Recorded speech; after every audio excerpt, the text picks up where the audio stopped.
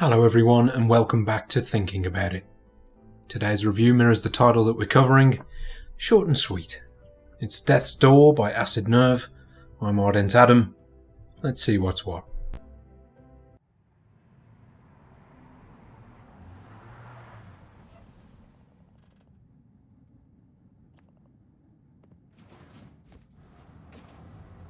You start off this quaint little adventure arriving at the Hall of Doors, the Reaper's Commission headquarters.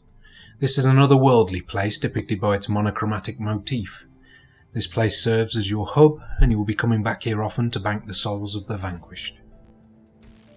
Do not let the cute, feathery features of your character fool you. You are a Reaper, and vanquish you must. It's not long before the administration file your first mission, and in its brief is a stark warning. Whilst you are on assignment in other realms hunting your perilous prey, you age as a mortal, so you better bag 'em with alacrity. Straight away I was enamoured by the simplistic yet beautiful craftsmanship of the graphics, even in this black and white world, and loved that certain features struck a contrast, such as your trusty sword glowing neon pink amidst the dreary reception area. You get much more time to explore this area the further you progress through the game. You will be coming back here a lot. Each time you gain powers, stats, equipment, and start to gain a better understanding of the day-to-day goings-on of a Reaper's headquarters. Once you are done getting the 401 from a crow looking down her beak at you past her nifty little avian-style spectacles, it's time to get off and do what you do best. The first door appears to you, serving as a portal to the realm of the living. First, though, a quick trip up the elevator. Because as everyone surely knows by now, crows need elevators. How else would a bird get up there?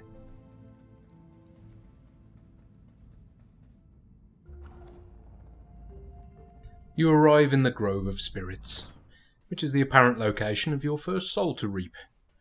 This serves as your little tutorial area and will get you well acquainted with how the basic platform areas are going to play out. If you have ever played any soulslike games, you'll be well acquainted already with its design. Every enemy you slay grants you a small amount of souls, which you can later spend powering up Crowboy.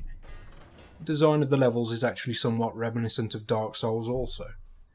You will find yourself heading off for a while, only to find that you unlock a passageway or set of ladders to the start of the level, letting you traverse it easier on future visits. Before you have so much as plucked your first worm, you have bigger issues at hand, in the shape of the almighty tutorial boss, which I am sure many a young fledgling have fallen at least once to, but if spending the majority of my years gaming has taught me anything, it's that no tutorial boss is going to best my above average prowess. Let's be honest here for a moment. There's only one reason people subject themselves to Souls-like games, other than praising the sun, and that's whipping the boss's backsides. Quite literally, in fact, as I fondly remember my time in Dark Souls realising the path of least resistance is usually repeatedly slashing a creature's back passage. Let's take a moment to empathise with those grandiose monstrosities blessed with the might of 100 warriors, only to get frustrated by some cretin constantly trying to lodge sharp objects up its whoopsie. After besting old Rent-a-Boss in one fell swoop, I realise this is where the game gets interesting. Some old decrepit son of a gun sucker punches you and makes away with that delicious soul you came to claim.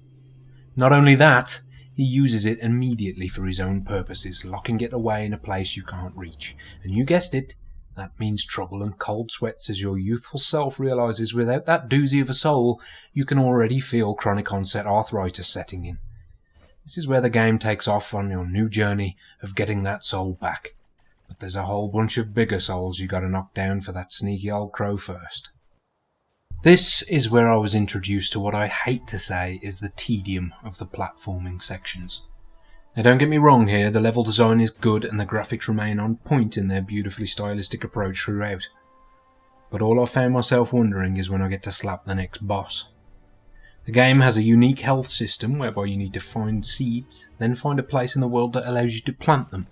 Once activated, you can refill your entire health bar and the plant withers, but it remains seeded for the future wherever you put it. I did find this quite interesting. It adds a resource mechanic whereby you must think about where you want to place your first seeds as to avoid running low during critical moments. I only wish they had made the seeds just a little bit less frequent to up the challenge somewhat. There are smaller enemies littered around each level, fitting the look and feel of each zone, and often you will have encounters whereby multiple doors will open around you and spawn lots of the little blighters. It does enough to keep you engaged, but rarely did I feel a real challenge unless I'd already taken a few hits before they started.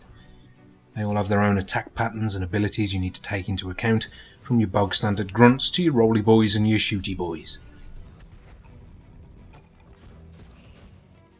Back to the sweet sadomasochistic allure of the first attempt at a new boss. Splendid. I really can't stress enough that this is where the game, like so many other Souls-likes, shine. Again, the look and feel of this boss mirrors that of its zone, and this beggar's a bit tougher than the previous.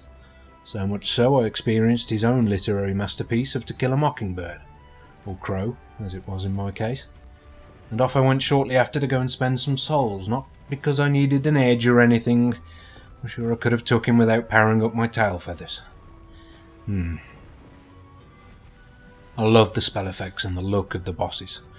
As you deal more damage, they get neon cracks appearing throughout their body as a sort of health meter. The more cracks, the lower its health. The neon really does look fantastic against the duller backdrops the arena provides. For the moment, I think we can skip the part where he nails me.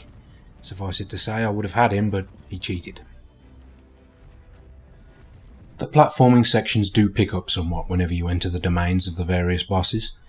These temple areas have more challenging sections with multiple moving parts to contend with, alongside cutting a swath through its denizens. Also, there are no maps or mini-maps here for reference, which is fine while still making your inaugural voyage through them for the first time, but on returning to different zones afterwards I found myself stood still, muttering, "I have no memory of this place." Now let's get all ears for a moment, to check out some of the game's audio. Whenever you reach an encounter, the tempo picks up from its usual melancholy and melodic flow to something more fitting of a crow doing barrel rolls and fencing furious.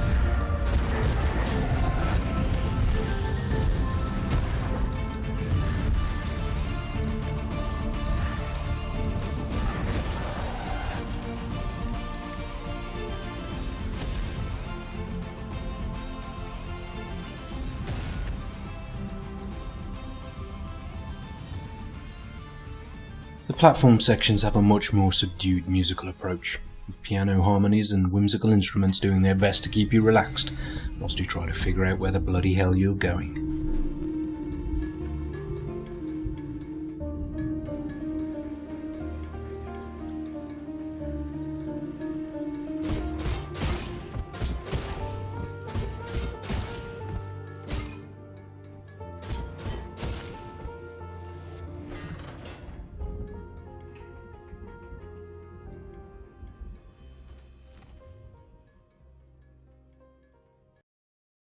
Character interactions are not voiced.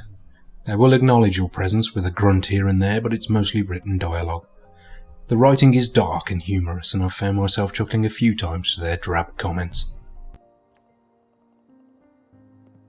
I particularly enjoyed a fellow I've come to know as Pothead, afflicted with the curse to carry a giant casserole pot as a head, but still makes time in his day to relax with me on a bench and offer me soup. It's not something I would partake in, of course, considering the hygiene implications of it being brewed in what is effectively his brain. Still, I appreciate the gesture. My dread visage does strike somewhat of a malnourished Corvus, and had it not been concocted in one of his appendages I would have lapped it up. I love me some soup. To summarise, I'll let you see another boss teach me a thing or two about the profession I apparently should excel at. This little witch far past her expiry date had me refraining from slamming the desk and making sounds I didn't realise I had in me. Took me a good 6 or 7 runs to put her dastardly pottery empire to an abrupt end.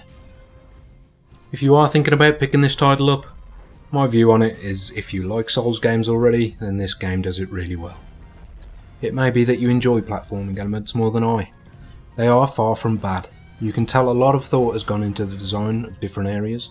The atmosphere the game creates with its stylistic graphics and melancholy audio is great.